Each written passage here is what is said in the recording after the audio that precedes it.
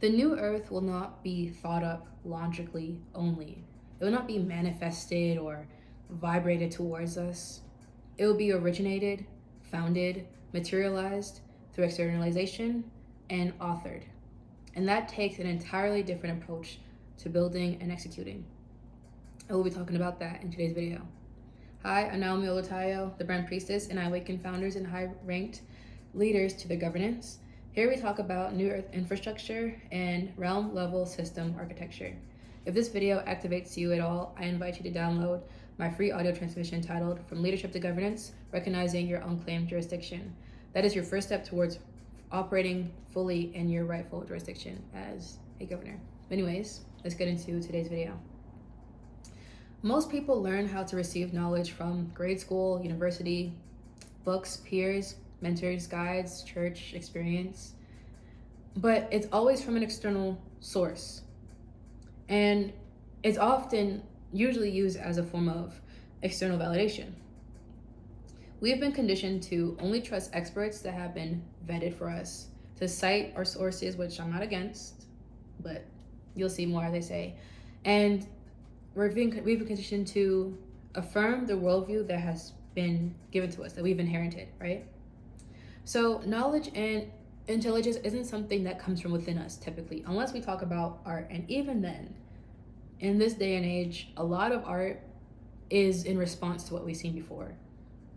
We aren't really taught to originate things. We aren't taught to pull from ourselves and express. That's why things are just so gray nowadays.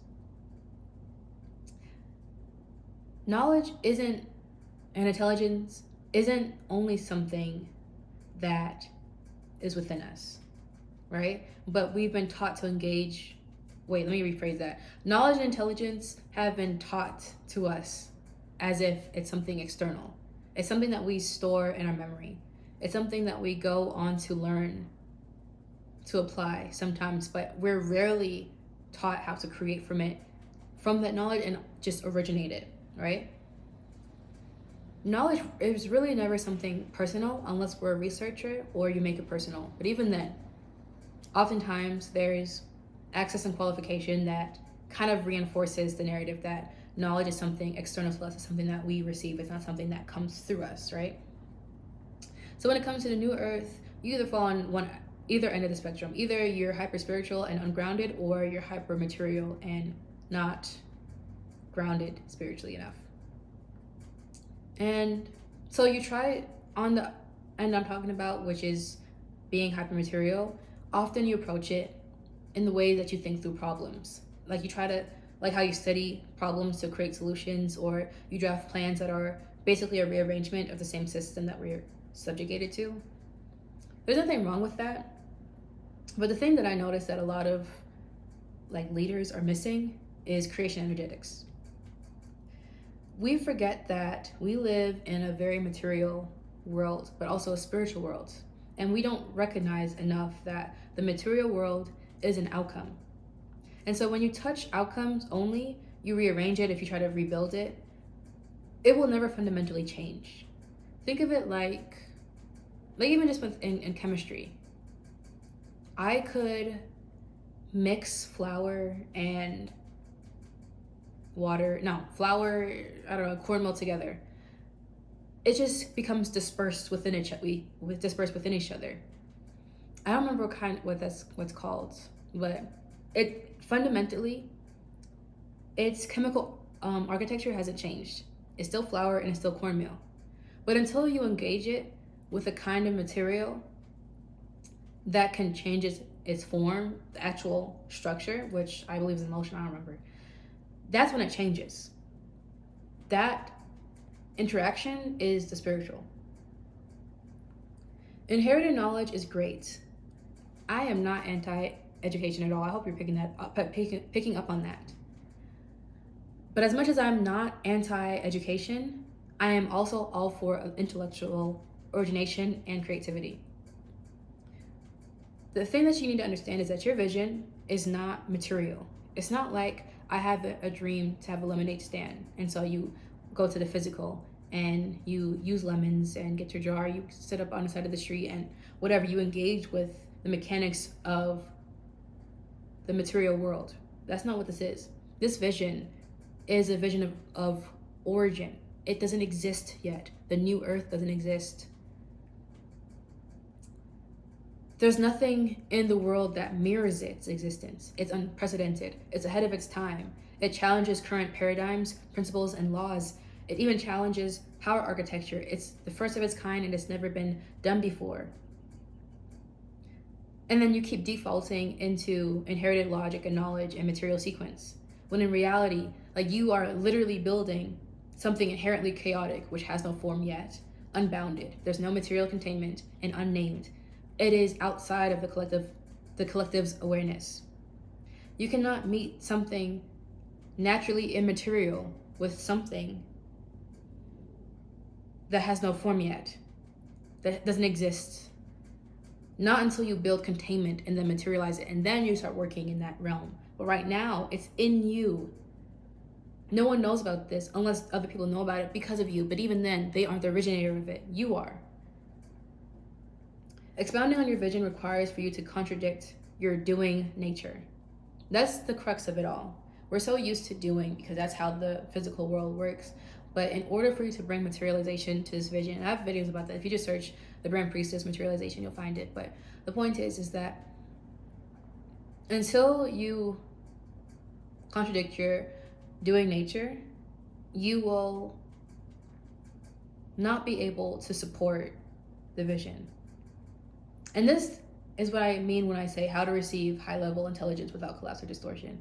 Because again, this knowledge is not something outside of you. It's not here. It's here. It exists within you. And that requires for you to receive and produce. Receive and produce, not produce and something forms. This is entirely new. This is a whole new construct of reality. You need to be able to receive, which touches on your worthiness. You need to be able to surrender, which deals on homogeneousness. I don't even know how to say that. To be still, locatable, and to be self-governing through creation. So instead of introduction idea directly into action or execution, it's intercongruence, receptivity, then clarity, then aligned action or execution. It's like an extra step and almost flipped. You have to realize originating is different than responding to conditions. Those are outcomes. You are creating the governing logic that produces very different outcomes than the one that we have. New is an immaterial existence. You have to understand that too. This new earth, this new way of doing things, this system, this whatever, invention does not exist right now. It's new. It only comes through you. You have to also realize that the only way for it to exist is if you birth it and author it through you. Most people are stuck in these defaults, and this is what prevents them from receiving high-level intelligence that they need to carry out their impact. The first one is doing too much. We're all doing too much. Most of us are hardwired by societal systems like patriarchy, capitalism, productivity culture, to believe that our value, our insight, and progress must always come from action. And so naturally thinking, surrendering, reflecting feel unearned or unsafe. So you never give yourself time to receive. You just don't feel safe doing so. And then the next default that keeps you stuck is the trust gap. A lot of you don't even trust that you'll receive it. A lot of you are just so institutionally conditioned to absorb that you don't even believe that there's anything in you to create. And so your mind is just running, if I can just do this, if I can just handle this, or if I just wait, maybe I'll understand it better later, or you just keep orbiting, like you're aware of what needs to happen. You feel the weight. You've been watching my videos, you've been coming into contact with me, and you recognize that there are thresholds that you need to cross, and receptivity is required, but you just don't trust that high-level, unprecedented wisdom can be originated from you. The next gap is unprecedented belief and audacity, decisiveness. We're so used to responding that it feels wrong and almost blasphemous to be audacious in our belief and audacity. We're so used to receiving what we have to absorb that we don't even think about initiating something into the collective field, right? What you really have to do to receive this wisdom is to decide what you're receiving or what you're creating. Consent to it without proof, without knowing the timing, and knowing that it's an internal threshold that you have to cross. And then lastly, a lot of us are blocked because we have a perceived burden of receiving. Sometimes we just aren't ready for the kind of responsibility that holds. There's a level of plausible deniability that we are afforded when we inherit things. But when you take ownership of what you are originating, it's an entirely new level of responsibility. You then become accountable to what you know, what you hold. If you have a new Earth vision and you need help structuring, materializing, or receiving, that is something that I directly can help you with. There's a link down below titled The Internal Reckoning.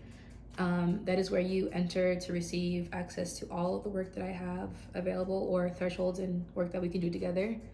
Anyways, I just want to leave you with this. You just have to remember, you are a vessel. Things can flow through you. What is your vision? And recognize it for what it is, that it's something new.